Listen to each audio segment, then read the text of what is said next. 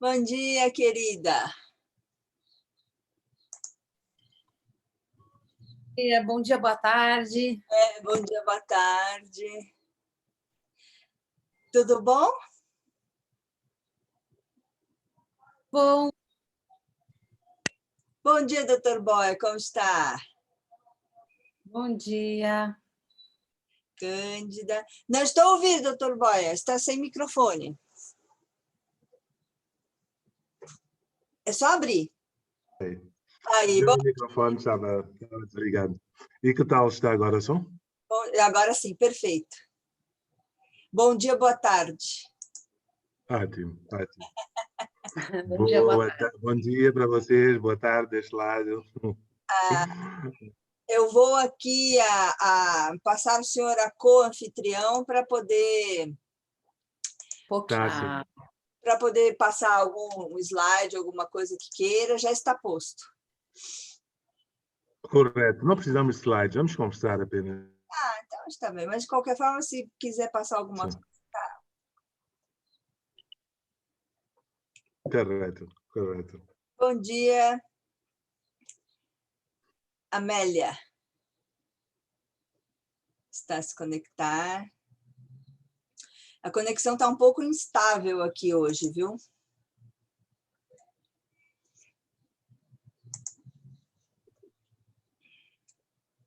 Para você, como é que está, Cláudia?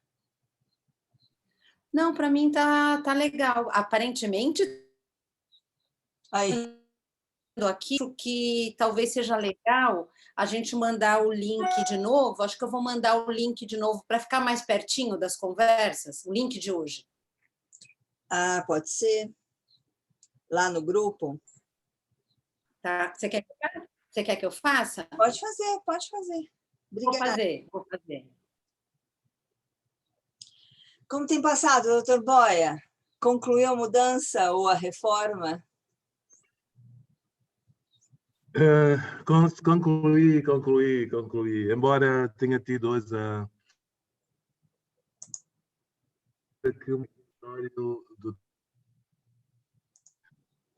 também pingos de chuva, então, mas já tenho internet e acho que o acesso parece-me ser estável e já tenho um teto sobre a cabeça, tentando utilizar parte da arquitetura moçambicana tradicional. Consegue ver o teto? Sim. Coloquei um teto de caniço. Lindo. Sei lá como em inglês chamamos de elephant grass. Eu conheço o caniço, né? Aquelas casas tradicionais de caniço. Sim. Então fiz assim uma império semi-rural, mas que é Catembo, que é do outro lado da Baía de Maputo. Então estou em Maputo em 30 minutos, né? Mas por outro lado estou... Tranquilo, né?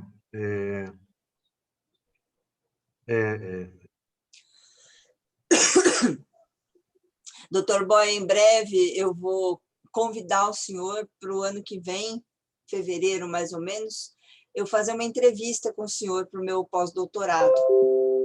Já aproveito a ocasião para abrir o convite. Eu estou fazendo pós-doutorado com o Christian Dunker, e um dos temas, uma das vertentes é esse trabalho da psicanálise em Moçambique, e eu preciso conversar com o senhor. Manda o roteiro antes para a gente conversar, porque o senhor é figura decisiva, figura-chave para esse processo.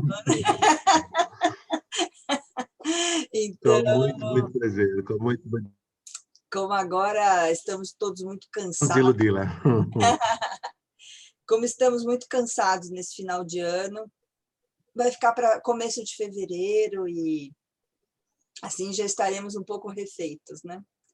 Do ano pandêmico. Ótimo.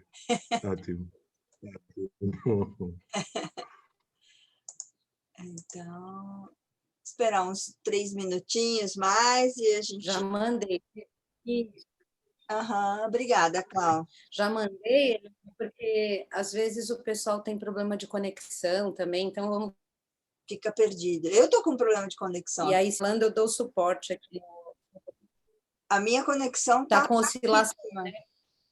E o pior é que a gente trava Tá sempre com a cara mais feia, né? A gente não trava bonitinha, coisa trava bem assim. que ideia está funcionando super bem.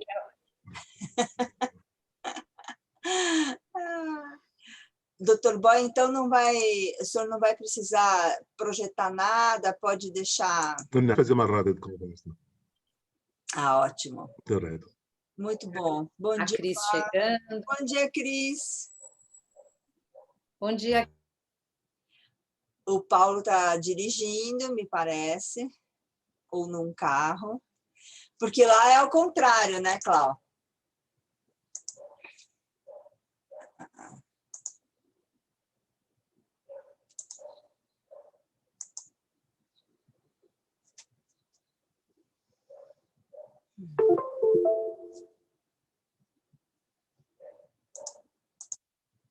Helena, acho que travou. Sem micro. Não, é o da Helena. Aí voltei. É horrível essa sensação. Some todo mundo, fico com a tela e ainda bem que tem um co-anfitrião ali sustentando a conexão geral. Agora já estou a aprender. Então, doutor Boia, eu vou passar o co-anfitrião para a Cláudia, que a gente sempre faz. Como o senhor não vai precisar.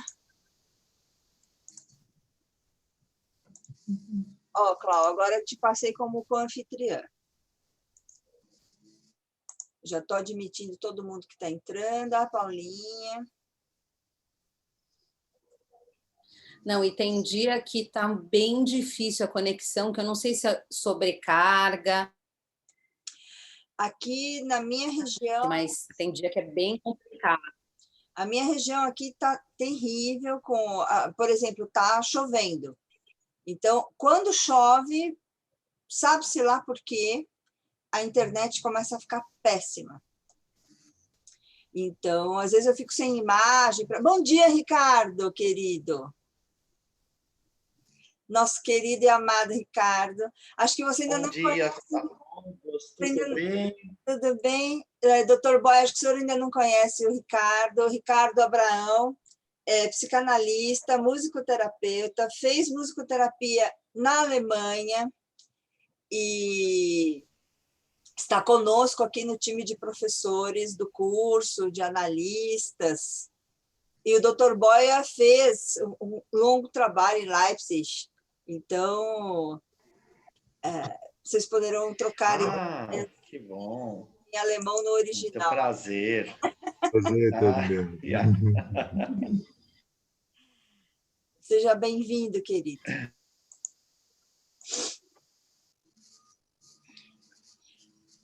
O pessoal, é curioso, porque aqui são 10 horas da manhã ainda, doutor Boia. Então, a gente se cumprimenta, os brasileiros dando bom dia. E lembrando que em Moçambique já são 3 da tarde, então, boa tarde, Moçambique. Boa tarde. Ontem recebi umas fotos aí dos temporais que estão se abatendo em algumas regiões. E aí mostra aquele coqueiro enorme, assim, daqui a pouco o coqueiro está totalmente vergado, assim, do vento, a força do vento do Índico. Então, acho que já o Geraldino não vem, o professor Geraldino, que é o nosso coordenador, cá entre nós, de 85 anos, lúcido e muito animado. Psicanálise revigora. Ele tem agora um evento que ele chama aqui o Café Lacaniano, então ele está num outro evento simultâneo.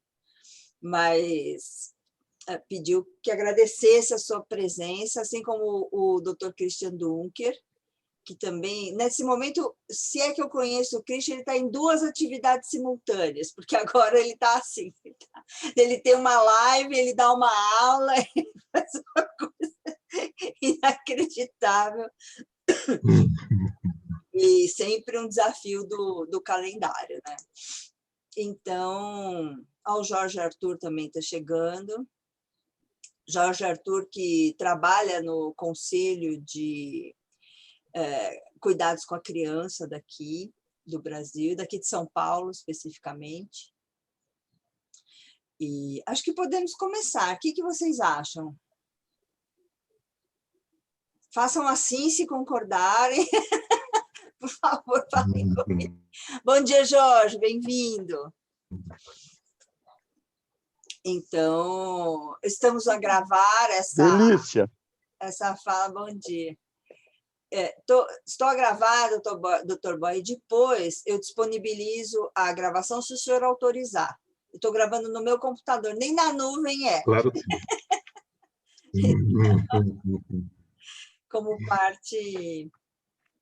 como parte da nossa atividade aqui. E então, vamos começar oficialmente. Quero agradecer muito a disponibilidade do Dr. Boy Efraim. Não sei se é essa a pronúncia correta, Dr. Boy. E para falar conosco sobre a questão das crianças soldado e outros temas. Dr. Boy é um profundo conhecedor de todo o processo da psicologia e da psicanálise em Moçambique. Então, é uma referência internacional, trabalha com várias agências internacionais. Então, gostaria de agradecer, em nome de todo o nosso grupo, a disponibilidade de estar conosco hoje. E a palavra é sua, Dr. Boia. Obrigado. Muito obrigado, Helena. Muito obrigado, colegas, por este convite. Para estar contente de não ter estado nas sessões anteriores. Infelizmente, estava num processo de mudança de casa e o Covid apanhou-me. Então tive que mudar-me da Nigéria para Maputo, mas não estava preparado para regressar a Maputo. Então tinha que entrar para uma casa meio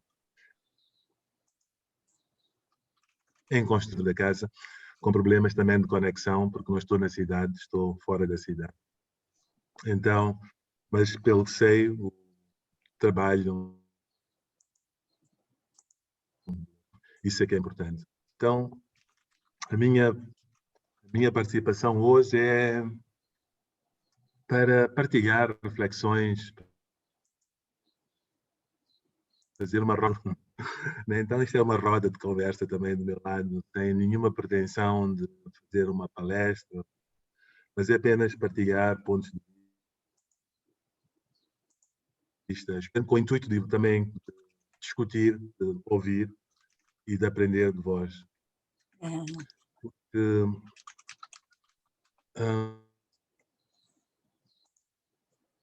para a psicanálise, para a intervenção, teve lugar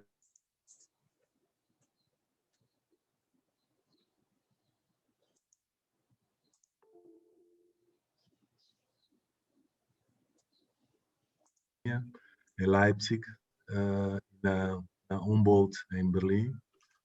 Meus estudos de psicologia decorrem primeiro na República Democrática Alemã.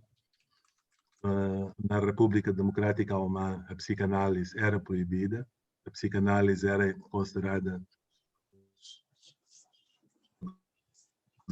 para ler os livros na Universidade em Leipzig. Tínhamos que ter uma autorização especial, né, porque eram livros que podiam contaminar essa consciência proletária. E então não tenho contacto com a psicanálise, tenho contacto com a crítica da psicanálise, sem conhecer a própria psicanálise. Temos a crítica da psicanálise. Então eu estava no instituto onde o Wundt criou a psicologia experimental, em Leipzig. Havia teologia marxista, que era uma psicologia que praticamente não considerava importante, mas só ganhava uma dimensão para a psicologia como membro da classe trabalhadora. Portanto, esta dimensão, portanto, era a dimensão que interessava ao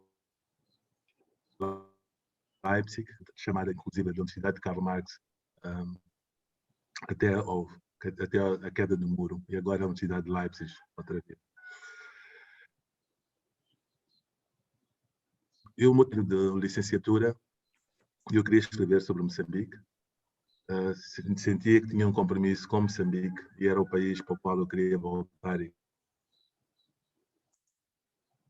E, se bem se recordo, nessa altura decorria um conflito militar em Moçambique, que havia iniciado em 77 e que continuava a vidas humanas, 250.000 crianças na altura identificadas como traumatizadas, crianças soldados que combatiam na altura do lado do governo da Frelimo, do lado dos rebeldes. E a minha trajetória, antes de chegar à psicologia, foi como professor. Estas crianças, elas queriam escrever. Então vim a Moçambique em 91, tive algumas zonas onde corri a guerra, fiz entrevistas com crianças, para aprender a resiliência delas, das formas como elas faziam face às adversidades. E regresso à Alemanha, havia caído na Alemanha um período de redefinição. Berlim temos um hospital que é o Charité, e no Charité fiz uma formação na psicologia rogeriana, portanto centrada no paciente, diferente da psicologia cognitivo-comportamental, mais de caráter experimental,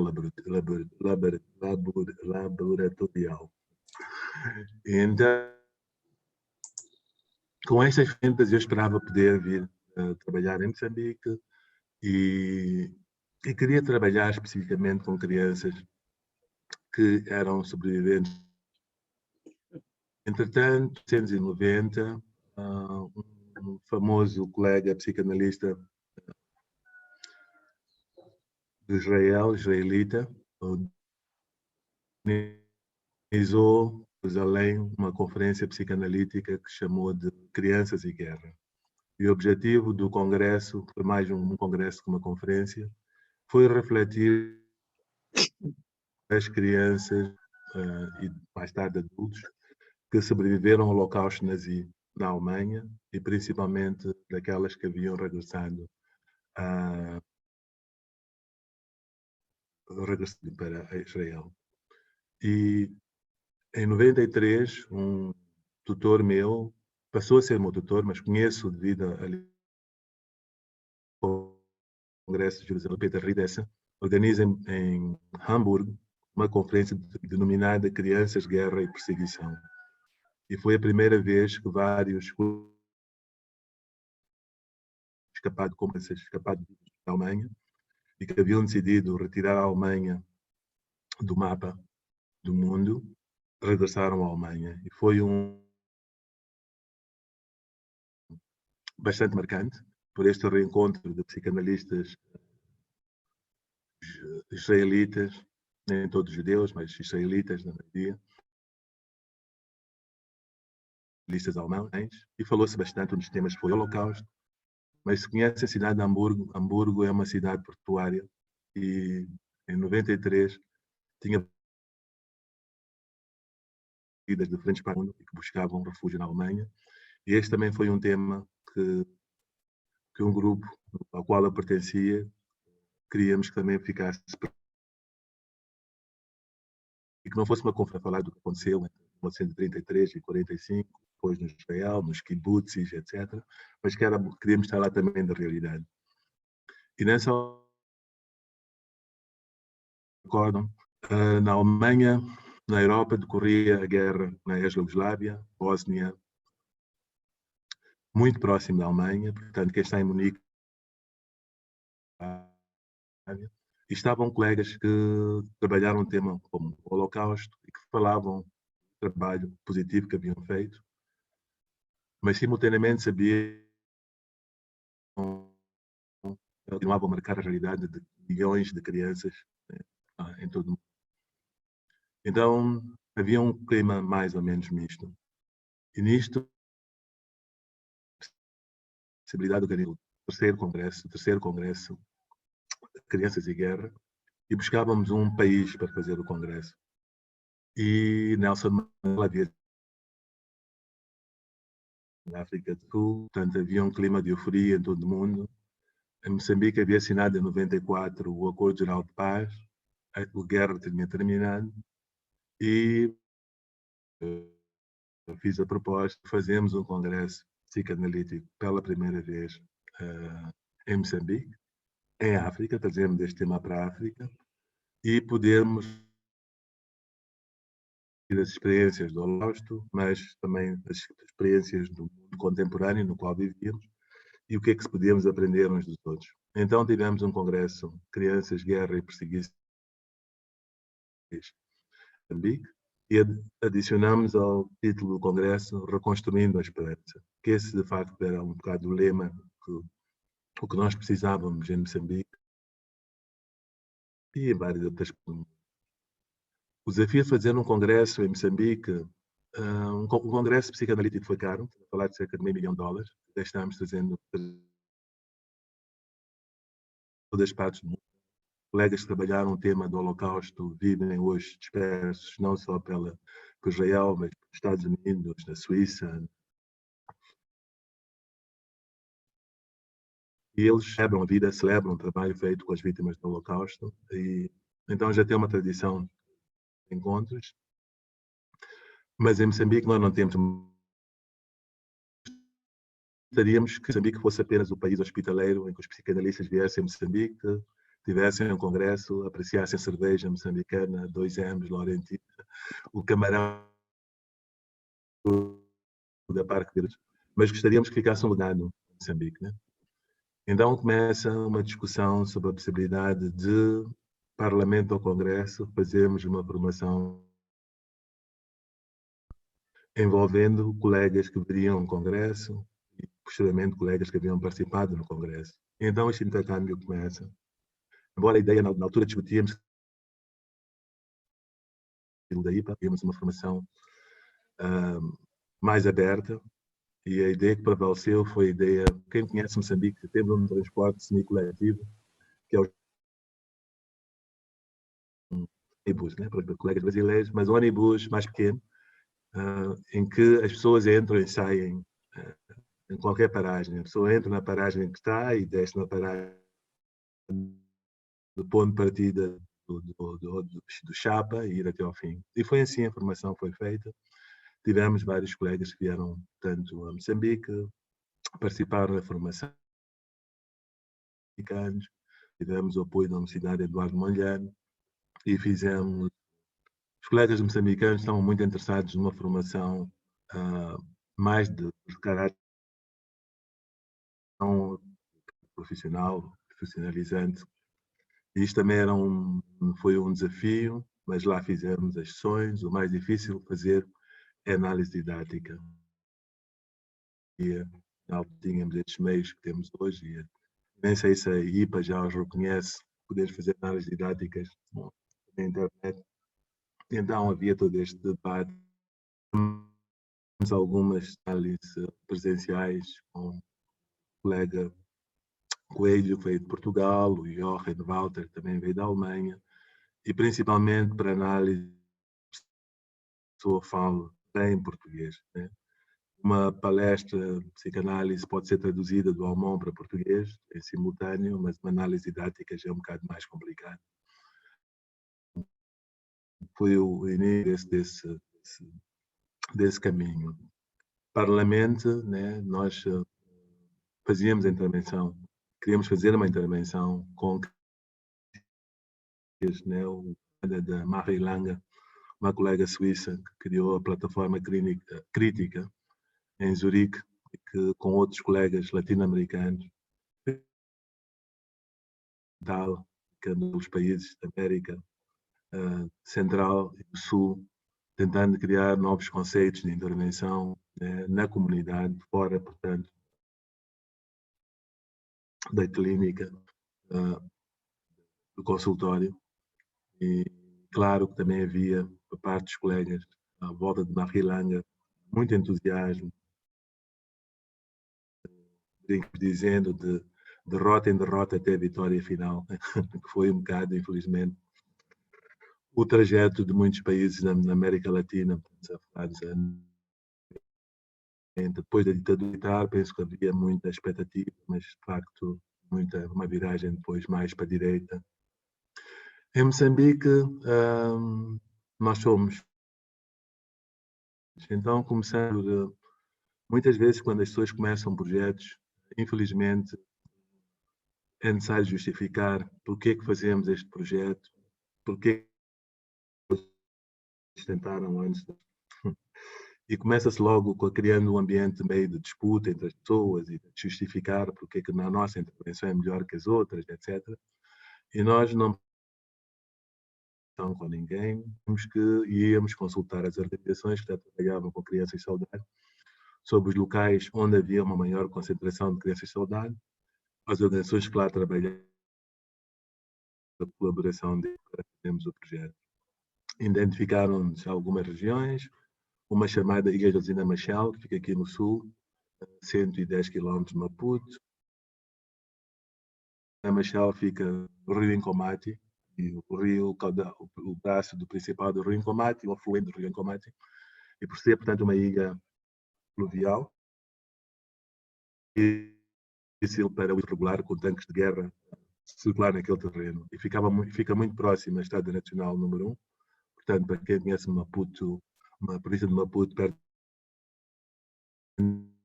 Então, ali houve vários ataques, né, que a RENAM fazia, e também parece que a RENAM recebia algum apoio logístico por via marítima, então aquela posição era muito importante. Manjacás, província de Gaza, a RENAM tinha várias bases, principalmente junto a Inhambane, portanto uma zona semiárida,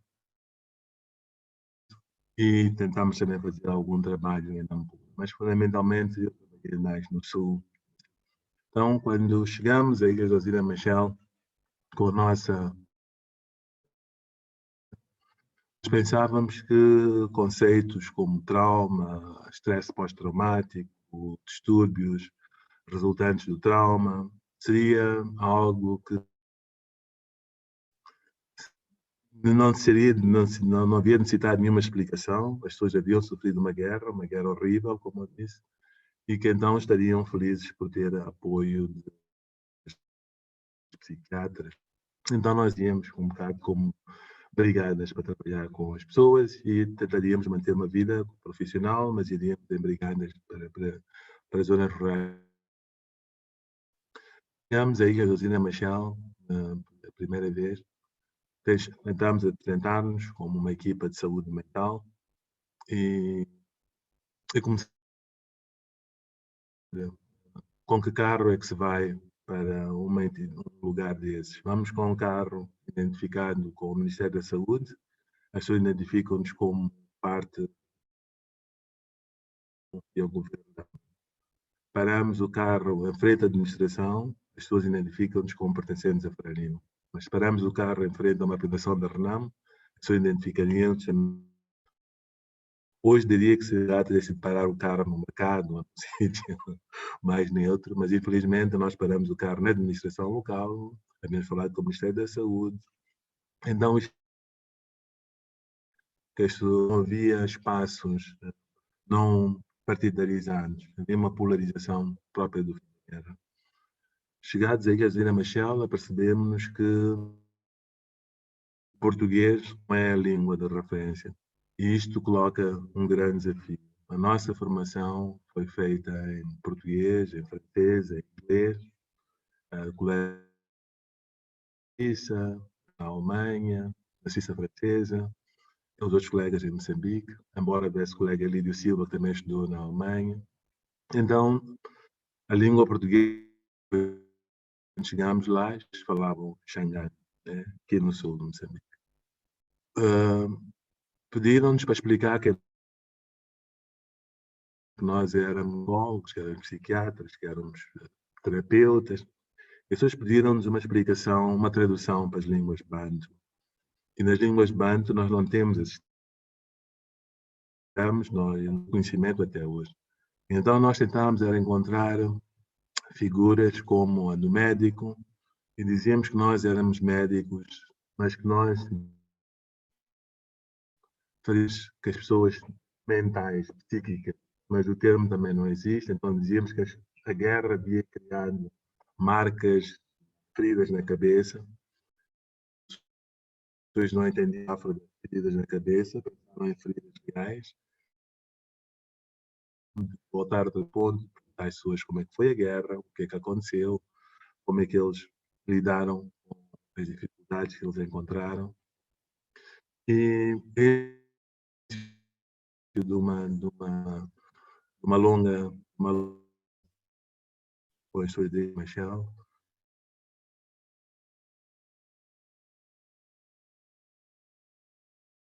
E neste processo, o que nós aprendemos em termos de, que nós chamamos mesmo de psicotraumatologia, né? Pegando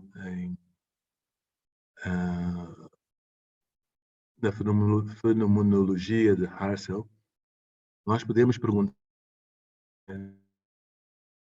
quando a realidade, se eu levantar-me agora da cadeira e escorregar, eu farei a pergunta, bom, o que é que aconteceu?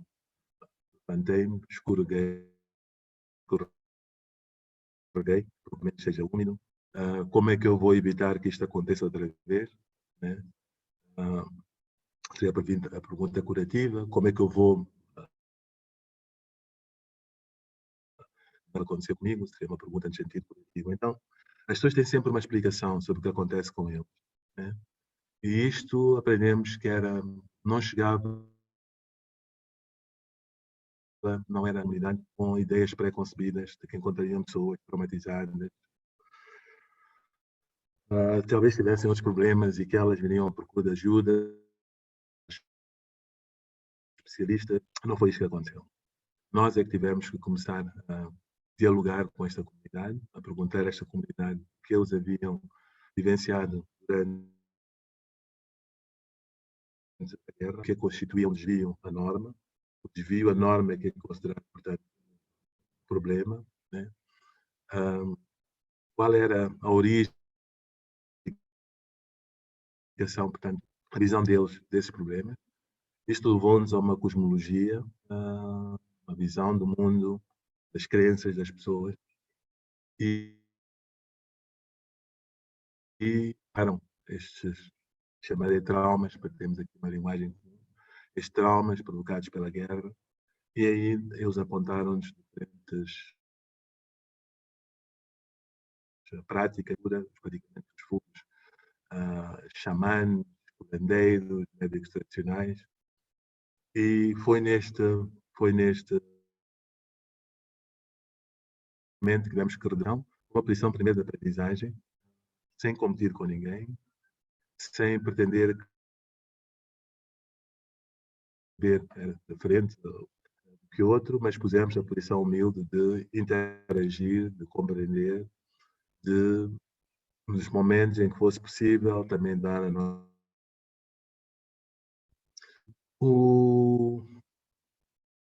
A experiência das crianças durante a guerra, para nós é uma experiência, nosso ponto de referência era essa guerra que havia começado em 77, as moçambicanas e talvez as cidades, já viveram muitas outras guerras. Tinham vivido muitas outras. Durante, mesmo antes da chegada dos portugueses, do início da colonização, havia guerras entre estas aldeias, entre os grupos tribais, e os homens iam à guerra, principalmente, destruíam, queimavam, matavam. Quando eles regressavam às suas aldeias, as pessoas agissem como haviam agido durante o período de guerra. Queriam que eles voltassem a ser bons esposos, bons vizinhos, bons pais, etc. Da transição, em que o guerreiro deixa de ser guerreiro para se transformar outra vez no bom pai, no bom vizinho, né, que foi antes disso. Estes são os praticados que eram praticados, portanto, durante o fim da guerra, durante a guerra. né, em que permitiam a reintegração daqueles que haviam combatido, né, outra vez. E este é um ritual que, sob o ponto de vista social, indiscutivelmente bastante poderoso, né? Talvez seja Moçambique feito ao nível nacional, sim, rituais idênticos, rituais que trouxessem moçambicanos que haviam combatido de um lado, do lado do governo, ou os que combateram do lado da guerrilha, e encontrar formas de reconciliação, formas de dar significação ao que aconteceu, mesmo que sejam atrocidades de dar significação. Então, este ritual baseia-se também no facto, não é muito na busca da culpa, mais judaico-cristão, conceito culpa. Aqui as pessoas entendem que quando há distúrbio, tanto falta de chuva, criança que morre de doença, uma trovoada, um raio que atinge uma cabana, acreditam que os antepassados. E nossos antepassados agem assim quando os vivos não vivem de acordo com os preceitos, com os valores dos antepassados. Uma forma de mostrar que algo está errado, eles fazem com que haja este distúrbio. E quando o distúrbio acontece, a questão é perguntar aos antepassados porquê que eles mandaram até. E é um bocado, e a pessoa que fica doente é como se fosse o elo mais fraco, né, na cadeia. Não tem que ser necessariamente o causador, mas é o que importa. Então isto permite uma discussão sobre o que aconteceu durante o conflito, sem haver esta culpabilização individual. Que é um momento talvez interessante também analisar, porque sobre o ponto de vista terapêutico, nós apercebemos que o momento mais produtivo no processo terapêutico, individualmente, o sujeito reconhece que, por exemplo, reconhece o papel que fez, portanto, tem outra vez agente no seu comportamento. Portanto, o deixar da posição passiva do objeto para a posição ativa do sujeito. É mais fácil na posição passiva do eu fui forçado a matar. Né? Não, que eu matei, sim, que eu fui forçado a matar. Mas a posição do sujeito implica também perceber que eu podia não matar. E que o que eu decidi, o que eu escolhi foi matar. E se eu matei, matei porque queria preservar a minha vida e considerei a minha vida superior à vida das outras pessoas. Essa posição do objeto, né? Em que as pessoas... que é uma violência grande em relação ao sujeito. Né? O sujeito diz que eu não tinha alternativa, eu fiz o que mandaram fazer. Né? Mas isto também não permite ao sujeito projetar-se de uma maneira diferente no futuro, né? E inclusive traz uma posição meio depressiva, em que eu irei fazer, mandar fazer, sempre que for a situação, porque não é uma responsabilização. No momento em que as pessoas no processo terapêutico entendem a sua responsabilidade individual, eu penso que foi um dos momentos mais produtivos. Mas eu referia mais ao ritual permitiu as pessoas vivessem outra vez juntas como vizinhos na mesma aldeia. O preço destes rituais de purificação era não se deve falar do que aconteceu.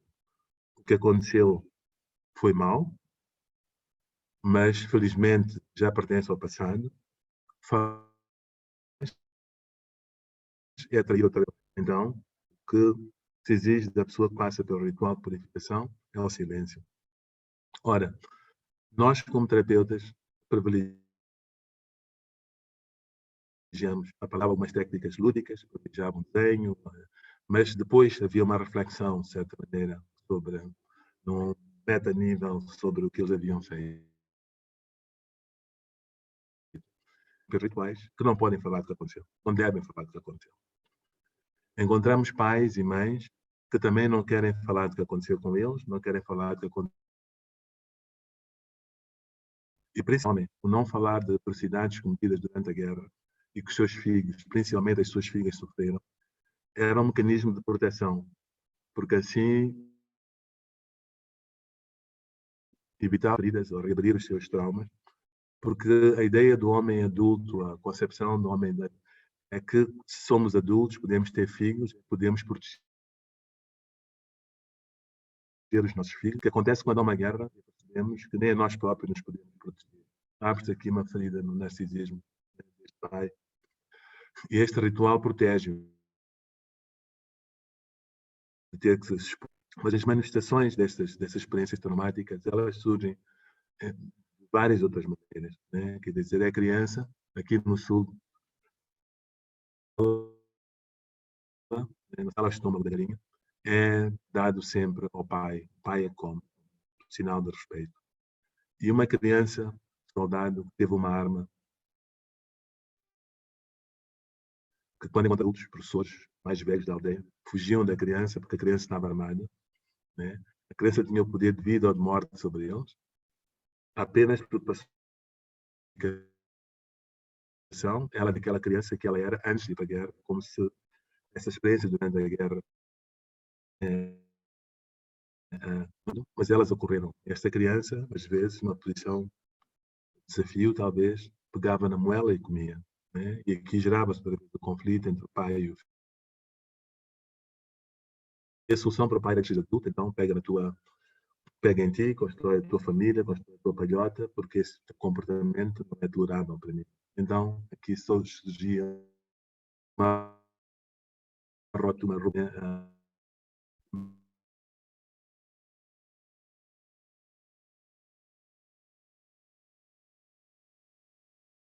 pesadelos que elas tinham. Né? Portanto, sonhavam com... uma criança dizia que ela, antes da guerra, os pesadelos eram o que mais medo tinha, mas que tendo participado na guerra, percebeu-se que a guerra é um...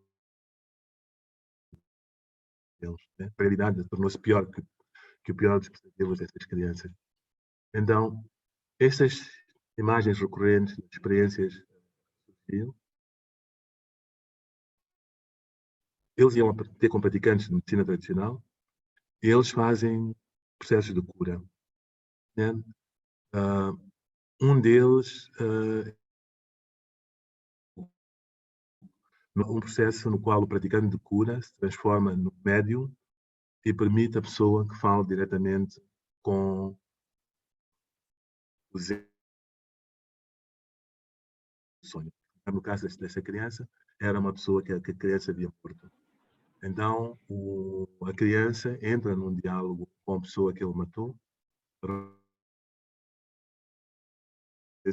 né, de vida, e pede perdão. Né? E isto é uma experiência especialmente próxima do nosso processo esta construção que aconteceu. Mas mais do que isto, é um momento bastante produtivo em que o espírito do defunto, a alma do defunto, sendo agora encarnado pelo médium, né, e que a criança acredita, e a comunidade acredita que ele está falando de facto com o morto, diz para a criança: mas já não penso o mundo dos filhos, já não posso abraçar os meus filhos, já não posso abraçar a minha esposa, já não posso trabalhar no campo para produzir alimentação para a minha família. Um perdão apenas não chega. O que eu preciso de ti é que tu procures a minha família, que os olhes nos olhos e digas que tu és aquele que me matou.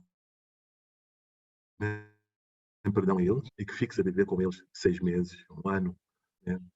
e após a minha família. No acompanhamento fizemos este tipo de situações, foi incompreensível. Quer dizer, vai além daquilo que nós conseguimos explicar. Ele requer muito mais investigação, né? É diferente daquela espaço intrapsíquico, né? esta sai desse espaço interpsíquico e vai para o mundo real, né? Em que a criança vai à procura do que matou, de perdão, de reconciliação, etc. Que é um processo que é acompanhado pelo praticante de medicina tradicional. Com isto, nós já percebemos que, afinal, havia, nestas culturas rurais, várias formas de cura, e que uma intervenção nossa, num meio como este, tinha que levar em conta, né, estes praticantes, estas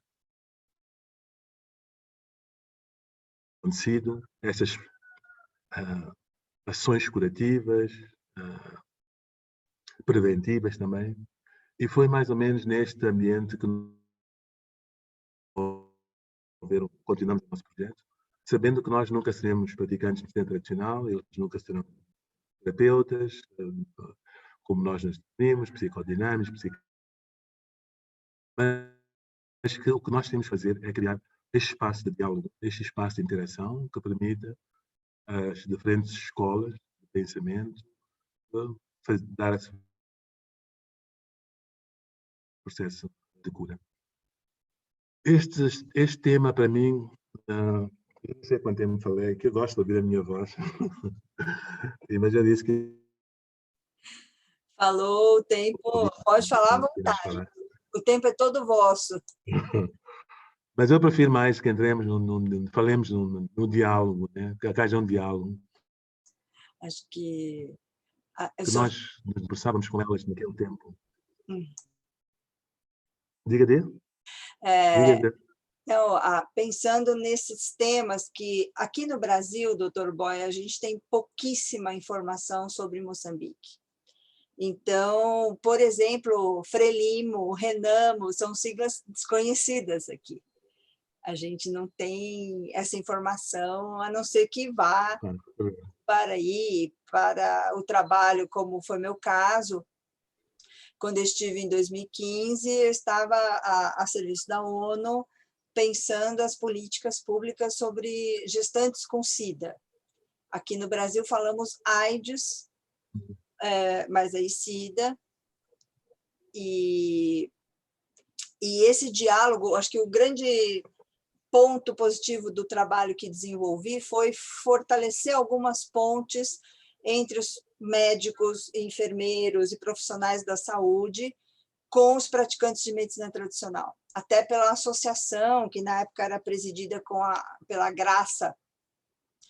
E quando retornei a Moçambique, agora em 2019, sempre enfatizei isso. Assim, tem que haver uma troca que vá muito além de uma proposta que havia antes, que era de convencer os praticantes de medicina tradicional a assimilar a medicina ocidental e que, por sua vez, eles convencessem as gestantes a tomar medicação, etc.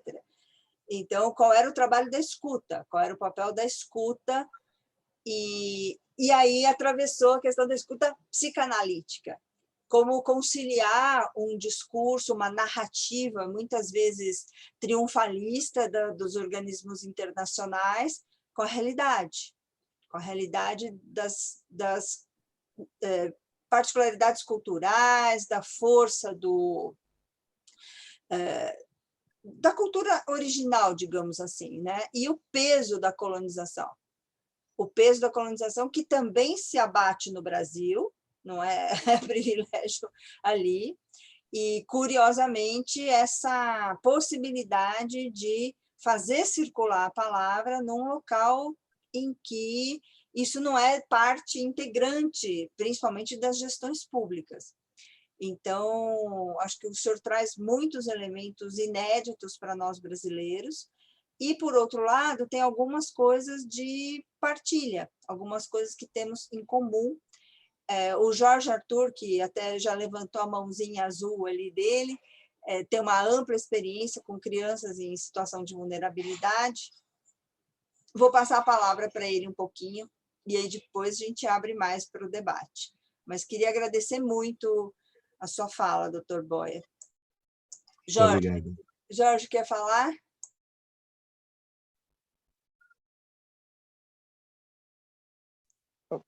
Primeira coisa, claro, agradecer a fala do Dr. Boyer, que, de um lado, tem questões que são absolutamente distintas das que vivemos aqui no Brasil, no meu caso, em São Paulo. Do outro lado, temos semelhanças muito sérias. A questão da guerra às drogas no Brasil, que determina a ação violenta de polícias e de aparelhos repressores do Estado e o crime organizado, onde, com certeza, aparecem essas questões que, no trabalho do Dr. Boyer e suas com relação à guerra, a polarização na guerra às drogas,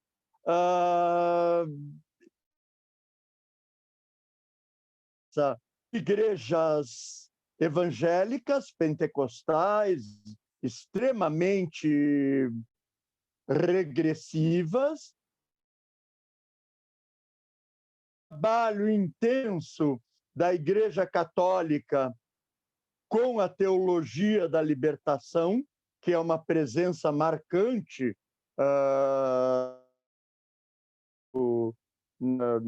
onde eu acho mais importante essa questão, que é na Zona Sul, Jardim Ângela, Jardim Rebru, esses locais, onde, quando fazemos as eleições para conselheiros tutelares, aparece sempre uma questão de uma do narcotráfico com os partidos políticos que têm assento na Câmara Municipal de São Paulo, uma cidade de habitantes, a mais rica cidade do Brasil, e, no entanto, com retornos agora da presença da fome. Era algo que tinha sumido. Nós tínhamos conseguido erradicar a fome na cidade de São Paulo. Hoje estamos com distritos onde a fome volta, onde doenças que haviam sido erradicadas voltam a matar. A meningite voltou a aparecer. E, por último, uma questão entre semelhança, a questão dos rituais das religiões de matriz africana, o candomblé, a umbanda,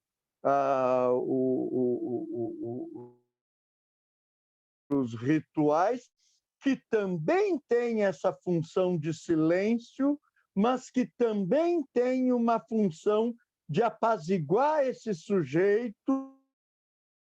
A gente vê que está apaziguado no crack, no álcool, na droga e em relações de imenso autoritarismo.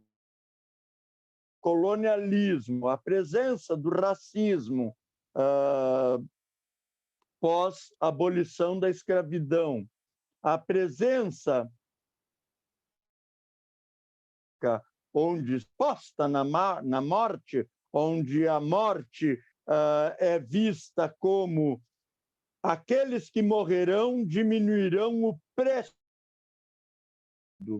Então, isso é algo que nos chama muito a atenção no trabalho. A doutora Helena e eu estamos iniciando um trabalho agora no Conselho Estadual de Drogas. Oi? CONED. COED, Conselho Estadual de Drogas, e eu estou prontinho para chegar lá e pautar a questão das crianças em situação de rua. Agora, nessa semana, tivemos uma resolução do Conselho de Assistência Social com uma proposta de cuidado em situação de rua que a cidade não tem em 2020. Hoje, nós não temos nenhum serviço específico para crianças e adolescentes. Muitas delas chegam ao centro da cidade fugidas da guerra às drogas. Eu me estendi mais do que eu gostaria e estamos aí abertos. A possibilidade que a doutora Helena nos abre, na qual eu tenho aproveitado muito. Voltei a ler sobre Moçambique e o meu amor por Moçambique da adolescência, dos cadernos do terceiro mundo, esse amor a Helena me possibilitou o regresso. Meu muito obrigado. Eu que agradeço, Jorge. E pensando um pouco, doutor Boia, a Cândida pediu a palavra, e aí eu gostaria que o senhor comentasse um pouquinho as nossas falas, por favor. Cândida, pode falar.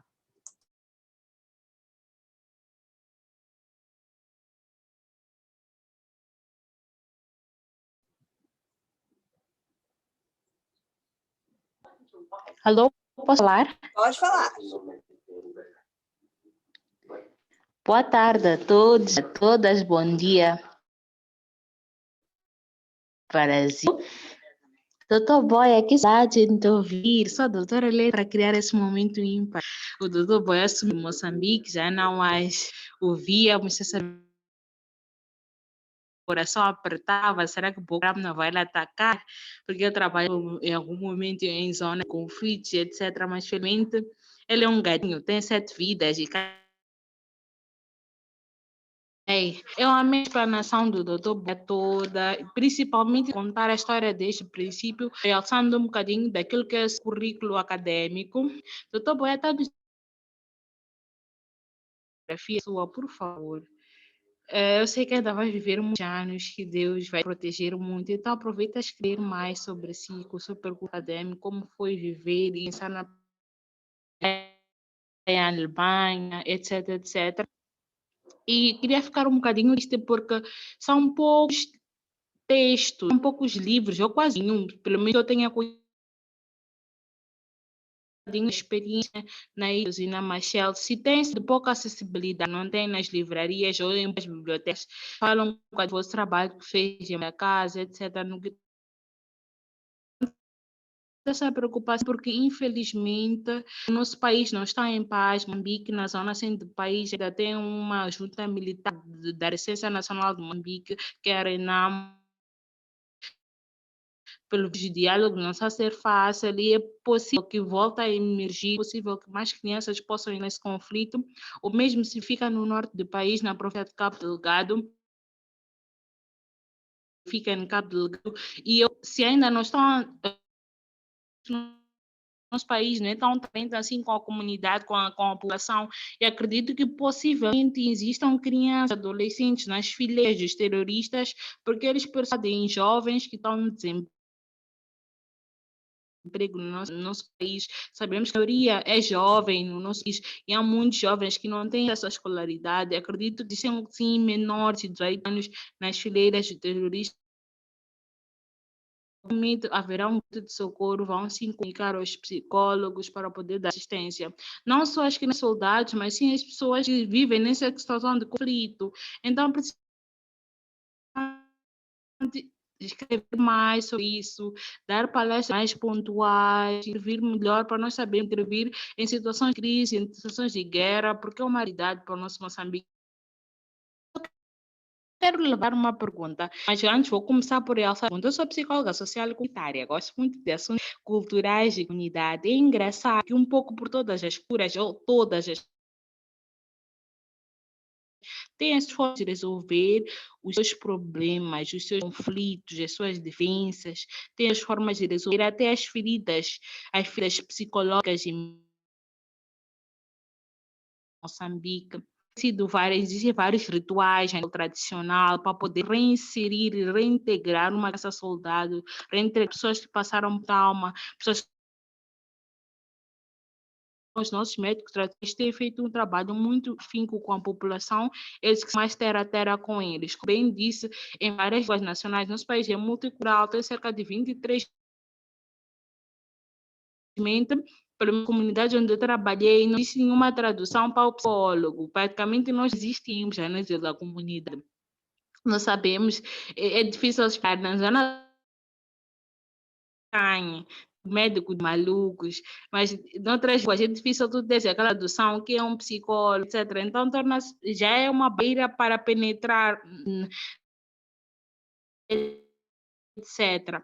Então, gostaria de perceber melhor, eu gostaria que o Dr. Boia explicasse como nós vamos posicionar, principalmente essa nova comunidade de psicólogos está a posicionar,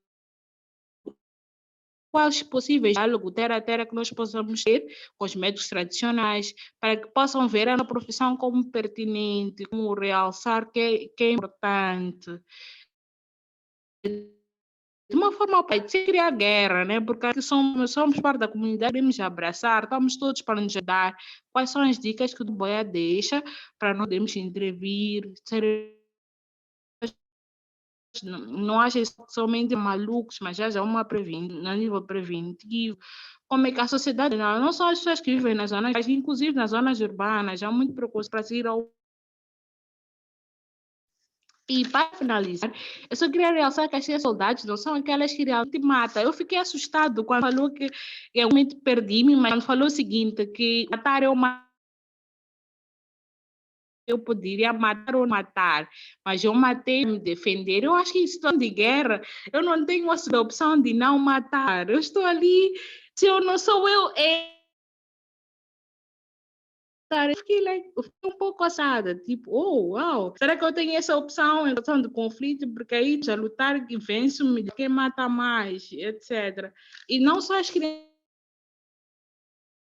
mas aquelas crianças como objetos sexuais, as crianças são usadas para cozinhar, para carregar, algumas crianças são usadas para ser espiões, outras são usadas para serem crianças, creio eu, né, não tenho definição correta, mas acredito que fazem parte das soldados que interferem em zonas de conflito. E muito obrigada, tchau. Obrigada, Cândida. Doutor Boia, eu gostaria de acrescentar aqui duas questões que talvez componham um pouco essa parte final. O Elton gostaria de saber como organizavam as sessões, se eram intervenções comunitárias ou individuais, tendo em conta o contexto de guerra. E a colega Cristiane, professora daqui, ela gostaria de saber se esse trabalho do senhor teve continuidade pela criação de algum dispositivo que possibilitasse um trabalho de acolhimento e transformação social.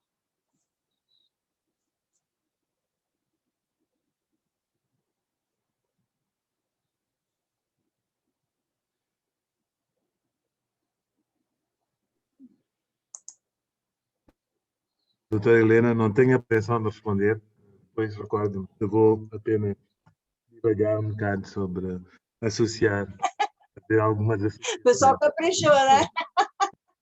Muito boas questões. Eu penso que gostei muito da intervenção do doutor, porque a nossa intervenção, nós possivelmente refugiamos-nos na psicanálise, numa psicanálise que normalmente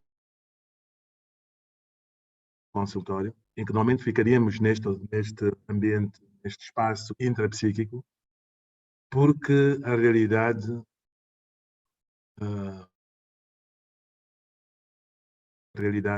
interpsíquica, social, política, era também difícil para nós, especialmente houvesse medo em nós, temos reprimido, temos contas que não existe, possivelmente a nossa identidade como psicólogos, como psicanalistas, como psiquiatras, mas como pessoal clínico, né? Forma de proteção, porque não nos leva a evitar discutir as questões, a dimensão política da nossa identidade. E acho que o colega Jorge Artur trouxe aqui muitas reflexões que eu penso que têm que ser continuadas, não é? Eu penso que há de certa maneira, nós continua a idealizar a luta armada de libertação nacional, libertadores da pátria. Jovens participaram nas fileiras da Frelimo na guerra anticolonial, e estes jovens são vistos como heróis. Crianças e jovens terem participado como continuadores da Frelimo, nas fileiras da Frelimo durante a luta armada de libertação nacional, inclusive, algo merecedor de medalhas de heróis nacionais, etc. Moçambique tem uma Kalashnikov, uma metralhadora, como emblema da sua bandeira nacional. Portanto, idealizamos a guerra, falamos da guerra de violência libertadora, a violência de esquerda, e no meio disto, não sei o que aconteceu, mas está difícil esta reflexão, este debate. E nós falávamos da violência que as crianças, que as